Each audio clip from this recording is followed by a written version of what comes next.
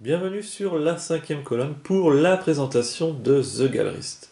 Donc The Gallerist, ce n'est pas un nouveau jeu, c'est un jeu issu d'un Kickstarter et qui est sorti l'année dernière, donc en 2015, et que j'ai découvert par une vidéo sur un autre site, sur notre chaîne YouTube. Et dès que j'ai regardé cette vidéo, eh bien, j'ai eu envie d'acheter ce jeu, ça m'a énormément plu. Et, euh, et après quelques parties, eh bien, ça confirme ce que j'avais vu dans la vidéo. Ce jeu est très bon, j'affectionne particulièrement ce jeu. Donc c'est pour ça que j'en profite pour vous en faire une vidéo, car c'est un jeu dont je n'avais pas entendu beaucoup parler et dont la thématique ne m'avait pas attiré, puisqu'on va parler un peu d'art, voilà, on va se mettre dans la peau d'un galeriste. Et donc l'art, voilà, les musées, les tableaux, tout ça, ça ne m'attire pas vraiment comme thématique. Et pourtant, le jeu eh bien, est tout simplement magnifique. Donc on va tout de suite regarder le dedans de la boîte, ce qu'il y a à l'intérieur. Et puis dans le suite de la vidéo, eh bien, on passera à la présentation du jeu et surtout la présentation des règles. Donc on va se retrouver déjà avec une grosse boîte bien remplie, bien lourde. Donc un jeu de Vital Lacerda de 120 minutes pour 13 ans et plus pour 1 à 4 joueurs. Donc on va y retrouver un grand livre de règles très très bien illustré en anglais puisque le jeu n'a pas de traduction française, mais ce qu'il faut savoir c'est que le jeu, voilà, tous les éléments du jeu n'ont pas de texte. Donc une fois qu'on aura traduit quand on aura traduit donc cette règle qu'on retrouve dès à présent pardon, sur BGG et que j'ai retravaillé un peu. Et une fois qu'on aura traduit cette petite Z, et eh bien voilà, tout le reste du jeu n'a pas de texte. Donc on y retrouve 4 aides de jeu, voilà, qui vont nous rappeler les actions possibles. Recto verso, de l'autre côté on a une explication donc de tous les icônes. Donc en carton assez épais, mais dont on se passera parce que on préférera probablement imprimer pour nous français la règle, les petites Z en français. On va retrouver donc 4 grands plateaux de joueurs, pareil en carton assez épais, ce qui est appréciable, où on va pouvoir donc y placer nos meeples, pardon, il est à l'envers, nos œuvres d'art, voilà, et un tas de petites tuiles, de cartes. Bon, on y reviendra pendant la présentation de règles. Voilà. On voit déjà que le graphisme est assez sympa. Donc on va retrouver ce plateau forcément pour chaque couleur donc de joueurs. On va y retrouver un plateau de jeu que je vous présenterai tout de suite après parce qu'il va prendre beaucoup de place. Et ce qu'on peut voir tout de suite, c'est qu'on a, alors là, ça doit être un des jeux dont le thermoformage est le mieux adapté à tous les éléments du jeu. Voilà, on a un superbe thermoformage et en plus protégé avec un autre thermoformage transparent sur le dessus. Voilà, on va pouvoir y retrouver tous les éléments du jeu et c'est donc un des thermoformages où on peut ne pas utiliser trop de petits sachets plastiques comme ça, puisqu'on va pouvoir y ranger tous les éléments du jeu parfaitement. Voilà, c'est vraiment un très beau thermoformage. Concernant le matériel de jeu, eh bien on va y retrouver tout un paquet de petites tuiles comme ceci qui vont représenter tout simplement bien des billets en carton donc très très épais, comme on peut le voir. On va y retrouver de l'argent, aussi décliné en plusieurs chiffres, 1, 2, 5, 10. Il doit y avoir peut-être aussi une pièce de 5, quelque part. Voilà. 1, 2, 5, 10, 150. On va y retrouver des petites tuiles aussi qui vont servir d'objectif final ou de bonus one-shot, ça dépendra. Un marqueur de premier joueur. On va y retrouver d'autres petits jetons, petits marqueurs, voilà, des petits jetons signature, des jetons qui vont nous servir dans la promotion des artistes. On va y retrouver des petits chevalets en bois, 3 petits chevalets en bois. Bien sympa aussi. Où on va pouvoir y exposer nos œuvres d'art tout simplement. Œuvres d'art que l'on va retrouver ici, donc tout un tas de tuiles. Donc on voit qu'on a énormément de tuiles, hein. Il y a tout un paquet. Donc des tuiles qui vont être de deux types, qui vont représenter donc des œuvres d'art de plusieurs types, peinture, photos, etc. Et des tuiles qui vont représenter les artistes qu'on va devoir découvrir pendant la partie. Voilà, des bleus et des rouges. On verra ça plus en détail dans l'explication de règles. On va y retrouver aussi des cartes, donc des cartes objectifs, et puis des cartes qui vont nous permettre d'acheter des œuvres d'art. Donc tout un tas de petites cartes. On va y retrouver un sac où à l'intérieur on va y placer tout un tas de petits meeples de couleurs blanche, marron et rose qui vont représenter les visiteurs qui vont entrer dans notre galerie. Des petits cubes blancs qui vont servir de marqueurs, et puis tout un tas donc, de meeples, dont ceux-ci qui sont largement plus gros qui vont représenter notre galeriste, et puis des meeples qui vont servir d'assistants aux couleurs forcément des joueurs, ainsi qu'un petit pion marqueur de tour. Voilà. Voilà pour le matériel, du matériel de superbe qualité. Voilà, on voit que les tuiles sont bien épaisses, avec des graphiques quand même assez sympas. Et je vais tout de suite vous présenter donc le plateau de jeu, qui est très grand, donc il va prendre beaucoup de place sur la table. Et donc je vais vous montrer ça tout de suite en déporté dans la suite de la vidéo. Voilà donc pour le plateau de jeu déplié, donc il prend quand même pas mal de place sur la table. On va avoir un petit peu de matos à disposer autour, et puis bien sûr sur le plateau principal. Donc je vous explique ça, je reviendrai plus en détail sur le plateau de plus près, pour tout simplement la mise en place. En ce qui concerne les règles traduites et puis les petites aides, alors vous retrouverez sur BGG comme d'habitude la règle traduite déjà depuis longtemps par une personne, mais ça ne me plaisait pas, tout simplement parce que lorsque je l'ai imprimé, eh bien, la typo qu'il a utilisée était des fois un peu illisible, autant sur la règle de jeu et puis les aides de jeu aussi, les aides de jeu qui avaient été faites par quelqu'un d'autre, je crois. Donc j'ai repris toute la règle pour changer un peu la typo, pour que ça soit plus lisible lorsqu'on l'imprime. Donc j'ai revisité un peu la règle, donc j'ai repris carrément tout ce qu'il y avait, puis il manquait trois petits textes, donc il y a peut-être eu une modification entre le temps où la règle avait été traduite et lorsque la version finale est sortie. Donc il manquait trois petites explications, ainsi que les dernières pages qui n'avaient pas été traduites, donc les pages qui concernent la version solitaire du jeu, donc on va retrouver ici, qui n'avait pas été traduite, ainsi qu'un exemple de partie qui tenait sur 2 pages, qui nous expliquait comment jouer une partie de The Gallerist. Donc tout ça n'avait pas été traduit, donc j'ai changé la typo, donc voilà, donc vous pourrez retrouver en tout cas la règle finalisée sur BGG, comme d'habitude. En plus, j'ai compilé une fac, la fac qu'on pouvait retrouver, donc je ne l'ai pas compilée, pardon, je l'ai traduite, la fac qu'on pouvait retrouver, fac non officielle, mais dont les réponses ont été faites par l'auteur du jeu, qu'on pouvait retrouver donc en anglais téléchargeable donc sur BGG, eh bien je l'ai mise à la fin de la règle. Donc vous pourrez retrouver cette fac, bien sûr traduite en français, à la fin de la règle, de la traduction de la règle que vous retrouverez donc sur BGG.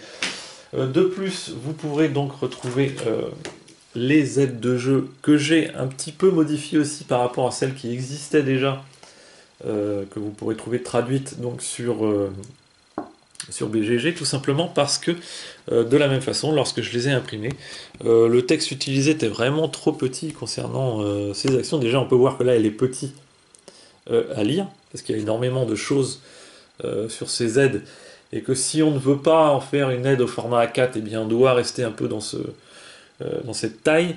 Et donc le texte par contre qu'il avait utilisé était vraiment trop petit, donc j'ai refait uniquement ces parties, ainsi que je crois les textes qui étaient là, qui étaient vraiment un petit peu petits, ainsi que celui qui est tout en haut. Voilà, bon. C'est des aides qu'on utilisera souvent dans les premières parties parce qu'on ne sait pas jouer. Puis après on pourra s'en passer, mais en tout cas vous pourrez les imprimer dans une taille de police en ce qui concerne cette taille, ces textes un petit peu plus grande. Ce qui est toujours assez sympa parce que les autres, on avait un petit peu du mal quand même à lire le texte. J'en ai profité pour faire ce qu'on va retrouver en fin de règle, tout simplement. Une fiche concernant un récapitulatif des tuiles de réputation, qui sont des tuiles qui vont nous permettre de scorer en fin de partie, qu'on va pouvoir se passer autour de la table plutôt que de sortir la règle de jeu tout simplement. Voilà, donc vous pourrez aussi imprimer ceci, donc c'est uniquement en recto, mais vous pourrez aussi avoir cette page à imprimer dans un format un petit peu plus grand que celui que vous pourrez retrouver en fin de règle, qui est ici, de base. Voilà, donc vous pourrez l'imprimer dans un format un petit peu plus grand. Donc voilà en ce qui concerne la trad VF que j'ai modifiée. Donc vous pourrez retrouver dès à présent ces fichiers sur BGG. Maintenant, on va parler tout simplement de la présentation du jeu, de la mise en place et des règles approfondies, règles qui sont quand même un petit peu longues, et pourtant ils ne sont pas compliqués, mais ils sont quand même un petit peu longues à expliquer. Ça va durer entre 3/4 d'heure et 1 heure à mon avis, pour expliquer l'intégralité des règles de The Gallerist. Alors, quel est le but donc de The Gallerist? Eh bien, on va incarner donc un propriétaire d'une galerie qui sont représentées donc par les couleurs des joueurs sur le plateau, et on va devoir donc investir dans des artistes, on va devoir leur acheter leurs œuvres d'art, les exposer, les vendre, promouvoir leur notoriété en les augmenter, gagner des tuiles bonus, faire augmenter notre influence, tout ça pour gagner un max d'argent, car celui qui gagnera la partie, eh bien ce sera celui qui aura le plus d'argent en fin de partie. Voilà en gros la thématique de The Gallerist, hein. Bon, on s'en doutait un peu d'après le nom. On va faire aussi transiter des visiteurs dans notre galerie, tout ça pour pouvoir faire des actions, toucher des bonus, vendre des œuvres d'art, etc. etc. En ce qui concerne donc la mise en place, eh bien voilà, une mise en place type, c'est celle que vous pouvez voir. J'ai rentré un petit peu plus en détail dessus, mais il y a quand même pas mal de choses à faire sur la mise en place. Donc ça va me permettre d'expliquer un peu comment le plateau, toutes les caractéristiques donc, du plateau. Donc on voit qu'on y retrouve donc sur ces 4 coins, et bien tout simplement les 4 galeries qui concernent donc les joueurs qui vont être jouables. Et dans les galeries, donc on a une partie galerie et une partie lobby, qui vont être deux parties tout simplement différentes. Et en début de partie, on pioche dans le sac, donc dans ce fameux petit sac noir, où on a mis tous les visiteurs blancs, violets et marrons. Et bien on y pioche au hasard 4 visiteurs pour les placer sur la place, ici ce qu'on appellera la place centrale. Et puis un visiteur au hasard aussi pour chaque joueurs, donc là dans une partie pour 4 joueurs, et bien donc on se retrouve avec 4 petits meeples, 4 visiteurs sur la place centrale et un visiteur, tout ça au hasard bien sûr, dans les lobbies de chaque joueur. En ce qui concerne le plateau principal de chaque joueur, donc on va y retrouver tous les meeples de sa couleur qui vont être placés sur ces petits emplacements de plateau personnels, ainsi que 2 autres donc qui sont placés, les 2 derniers qui sont placés sur cette petite partie de bureau, voilà, où on pourra en placer 4 maximum dans la partie. Ici on va y retrouver donc nos pions de galeriste, tout simplement. On prendra donc le marqueur premier joueur pour le premier joueur qui sera tiré au hasard, ainsi que 10 pièces de monnaie.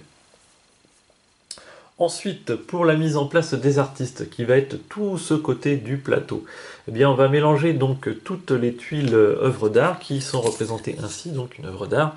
Donc ici on a affaire à une œuvre d'art numérique, car les œuvres d'art vont être classées en 4 catégories, donc qui vont être là, œuvre d'art numérique, peinture, sculpture et puis art photographique tout simplement. Donc ici on y retrouve les œuvres d'art et ici les artistes qui sont en deux catégories, bleu et rouge, sachant que les bleus vont faire des œuvres d'art qui seront un petit peu moins chères à acheter au démarrage que les artistes rouges, tout simplement.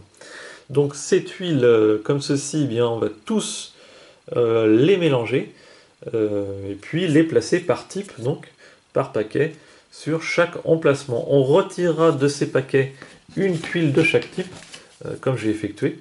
Voilà, une tuile de chaque type qu'on placera sur le côté du jeu et qu'on va tout simplement mélanger et placer au hasard 3 de ces 4 tuiles dans une partie à 4 joueurs.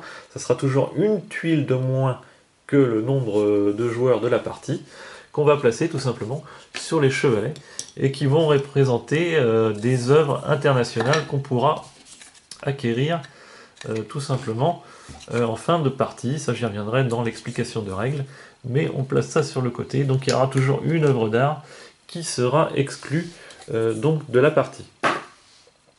En ce qui concerne les autres œuvres d'art, eh bien on va y placer dessus des meeples pris au hasard, toujours dans le sac, un nombre de meeples donc correspondant tout simplement au nombre de symboles tickets qu'il y a de représentés sur les tuiles, donc 2 tickets, 2 meeples.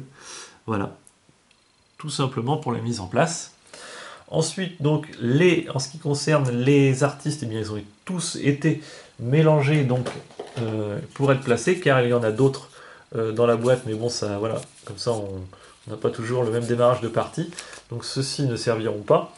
Donc on en place tout simplement un de chaque type, un bleu et un rouge de chaque type d'œuvre d'art, sur le plateau, et le premier qu'on prend lorsqu'on le pose, eh bien, on le retourne de ce côté-ci, qui est le côté découvert, artiste découvert, et on y place le petit cube blanc qui sert de marqueur tout simplement sur la petite case toute noire représentée avec la petite icône de cube comme ceci, et cette piste sera la piste de renommée de l'artiste. Donc en début de partie on a un artiste découvert en ce qui concerne tous les artistes. Donc, sur les autres artistes, donc tous ceux qui ne sont pas découverts, on va y placer tout simplement au hasard une petite tuile bonus comme ceci qu'on va mélanger et qu'on va tirer au hasard pour les placer donc sur chaque artiste, que ce soit les bleus ou les rouges. On va retrouver des petites tuiles, sachant qu'il y a plus de tuiles que d'artistes, donc ça aussi ça sera différent à chaque partie.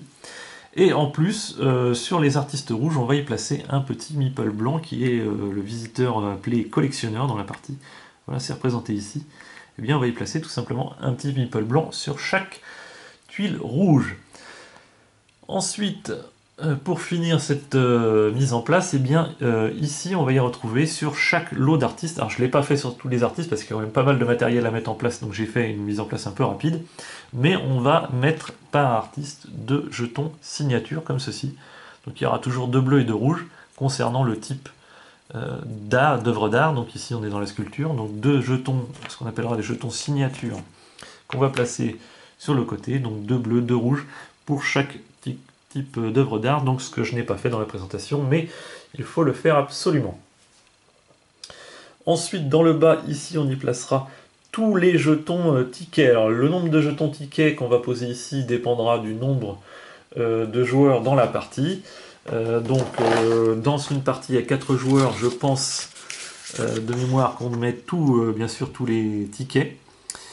20 tickets pour une partie à 4 joueurs, voilà, 15 pour une partie à 3 joueurs et 10 pour une partie à 2 joueurs de chaque couleur. Donc là effectivement j'en ai mis que 2 de la même façon, c'est plus rapide, mais on empile tous les tickets pour former 3 piles de tickets, une ticket rose, marron et blanc qui correspondent, si vous avez bien suivi, à la couleur des meeples.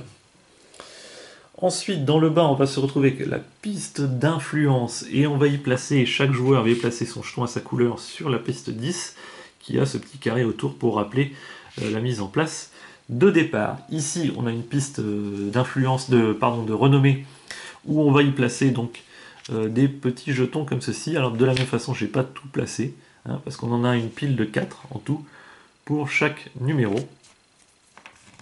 Donc 1, 2, 3, 4, 5, cette petite tuile avec le pouce, voilà, on les place tous ici, peu importe le nombre de joueurs. Hein. Ensuite ici, la piste des enchères internationales, eh bien, en ce qui concerne là, donc c'est déjà imprimé sur le plateau, mais ici on va y placer au hasard, voilà, c'est cette petite tuile avec des étoiles, ces petites tuiles de réputation qui vont nous permettre de scorer en fin de partie selon des conditions. Donc on va tous les placer ici donc, de façon aléatoire, voilà, sur ces 3 colonnes des 4 premières pistes, de ces 4 lignes.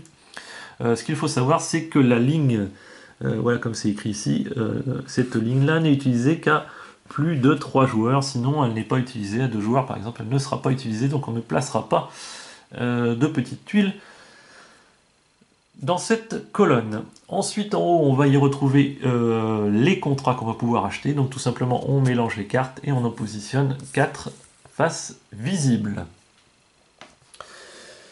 Ici on aura un petit rappel de représentation à quoi servent vraiment les meeples. Donc on voit que les marrons, ce petit icône c'est de l'argent, donc les marrons dans la partie ça va faire de l'argent, les roses serviront à faire de l'influence car ici c'est le symbole de l'influence, et les blancs servent un peu à faire tout. Alors moins forcément, puisque ça permet de gagner seulement un influence et un argent par rapport à ceux-là qui permettent d'en gagner 2 à chaque fois, mais ils permettent aussi de faire un point de renommée, on y reviendra dans l'explication de règles. Ici on a un rappel de la fin de partie, de comment on va compter les points en fin de partie, donc on va scorer sur plusieurs points de jeu. Ensuite, la dernière chose à faire, c'est tout simplement de choisir donc parmi ceux restants, parce qu'il y en a plus forcément que de cases, de la même façon. Parmi ceux restants, on en choisit 4 petits pions de réputation, et on les place sur les 4 points d'action du jeu. Je crois n'avoir quasiment rien oublié pour la mise en place. On va aussi mélanger les cartes qui nous restent. Donc il y a 4 cartes de chaque en ce qui concerne les marrons et les blanches qui sont marchands d'art et collectionneurs. On va tout simplement les mélanger et en distribuer une de chaque couleur. C'est-à-dire une carte œuvre d'art et une carte marchand d'art à chaque joueur. Voilà ce type de cartes qui sont tout simplement des objectifs qui vont nous permettre de scorer selon les œuvres d'art qu'on aura dans notre galerie en fin de partie, donc j'y reviendrai de toute façon. Mais chacun prend une de ces 2 cartes, donc chaque carte a des lots différents forcément, et puis on les garde secrets, on ne les montre pas aux autres joueurs sur le côté du plateau. Et pour finir, on choisit donc un joueur au hasard, et il va pouvoir placer son pion galeriste sur un emplacement d'action, pour tout simplement prendre la tuile qui correspond à l'emplacement qu'il a choisi. Donc c'est uniquement pour la mise en place, ça, on ne fait pas d'autres actions, c'est juste pour prendre cette petite tuile et la placer sur notre petit plateau personnel à cet emplacement, qui représente bien la tuile. On le place ici, et c'est une tuile donc, qui nous est réservée, qu'on va pouvoir aller prendre, donc pour l'instant elle n'est pas active, mais qu'on va pouvoir aller prendre sous certaines conditions. Voilà donc pour la mise en place, donc là je vous ai fait une mise en place avec un plateau 1 joueur, mais c'est tout simplement pour 4 joueurs, donc on y reviendra en cours de partie, c'est plus simple pour la mise en place. Donc maintenant on va passer tout simplement à l'explication de règles à proprement parler de The Gallerist.